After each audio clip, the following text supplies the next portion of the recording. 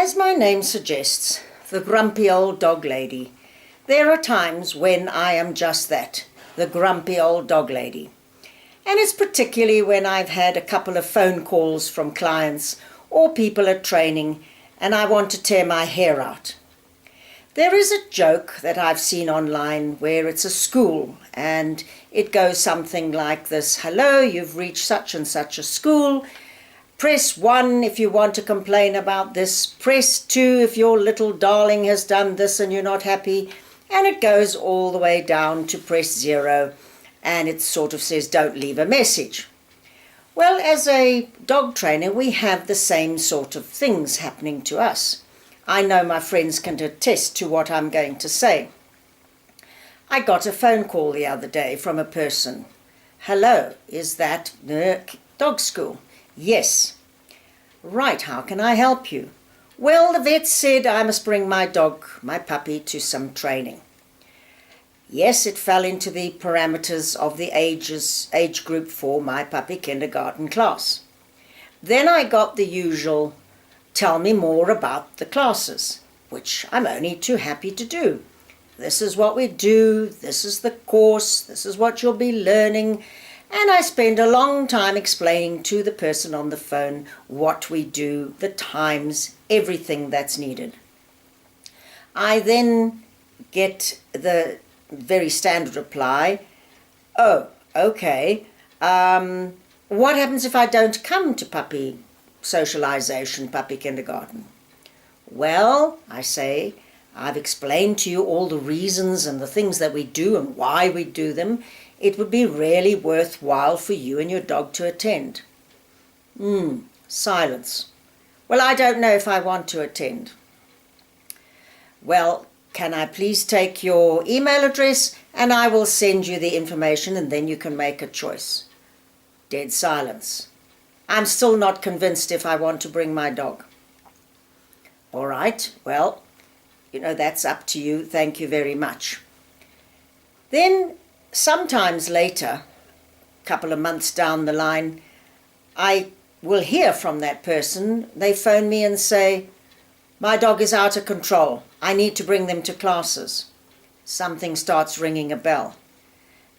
Did you not bring them to puppy kindergarten classes? No, that was a waste of time. But now I'm having problems, so now I need some training. My dog needs to be socialized. And that's when you want to start tearing your hair out. Many of these situations could be avoided by early socialization. And I'm not going into that because I've discussed that before in previous videos. What I'm saying is that people really phone, they get all our time spent on them, and then usually they just throw it out the window with a dismissive, oh no, I'm not wasting my time with that. But when the time comes and there are problems, then you suddenly have to fix it for them. The other problems that we have is owners that just don't listen and want to do it their way. That's fine, but when you've got a class of other people, you can't have one person doing their own thing. I'm going to do it this way. I don't believe in giving treats. I don't want to do this. And I have to intervene and say, look, you're in a group situation. We really need you to follow and work within the group. That is very tough. Then you get the other owners who are determined that their child is going to train the dog. I do have a policy that a child under a certain age is not going to train their dog. They just cannot manage it. I used to teach small children. I know what their attention span is like.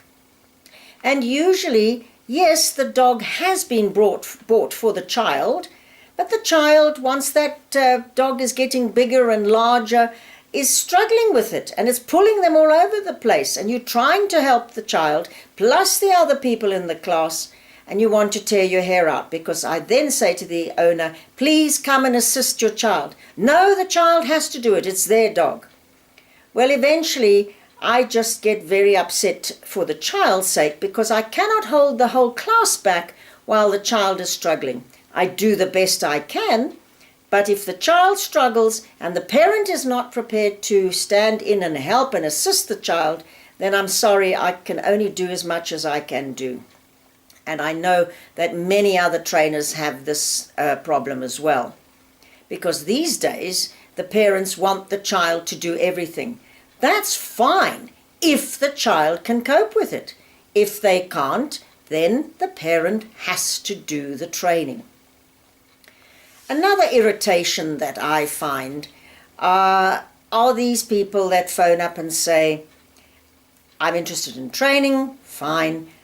To tell them about the course, because most of my training is a course, it's not individual lessons. And then I get, oh, I just want to come for one lesson to try it out. Now, I've had these problems in the past before where somebody says, oh, I'm not going to pay for the whole course, I'm going to pay per class. Doesn't work like that, because usually the first lesson is a struggle. And then you get the people throwing up their hands and saying, oh, this is not for me, not for my dog, and they don't come back. You cannot run a business like this where people say, I'm just going to try it out. I have lost many, many hundreds of rands from people because they have done this to me in the past. No, I'm only paying for one lesson. Or they don't pay at all and then disappear. So, how to annoy a dog trainer?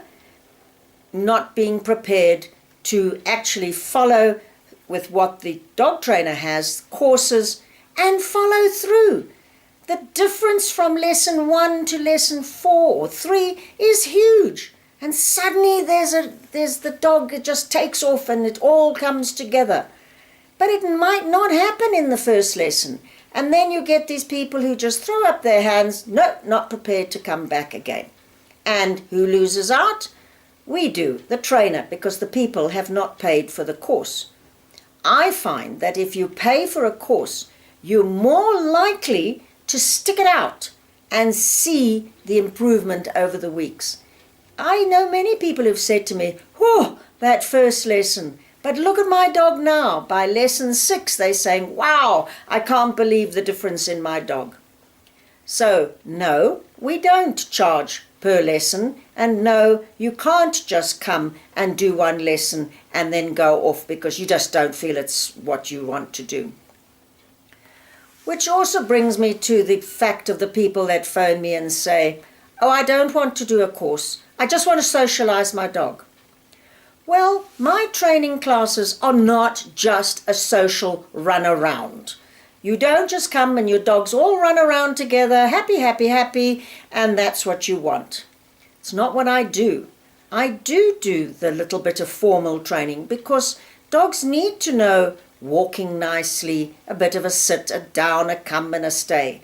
That's the polite thing that most dogs need to know.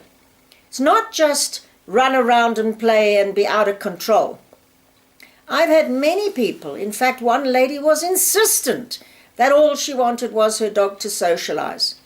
When I asked her to come, she first phoned and I wanted her to come to puppy kindergarten.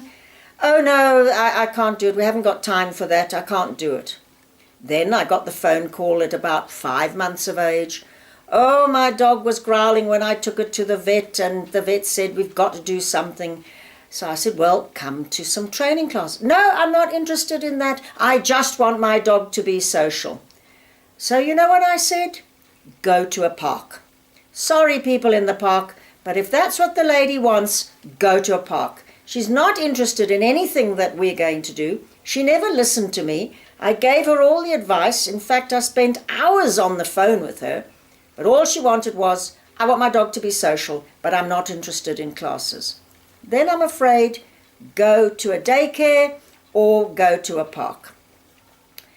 So, yes, we trainers do have a hard time, and yes, there are times when I want to tear my hair out, and thus I have the title, The Grumpy Old Dog Lady. You know what? Just go to classes, enjoy them, listen to what the trainer's going to tell you.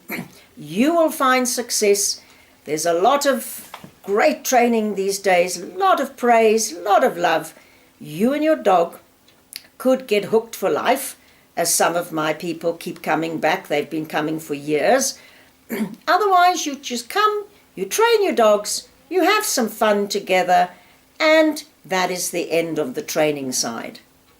but don't give us a hard time, and really, hopefully you won't make my title, The Grumpy Old Dog Lady, even grumpier.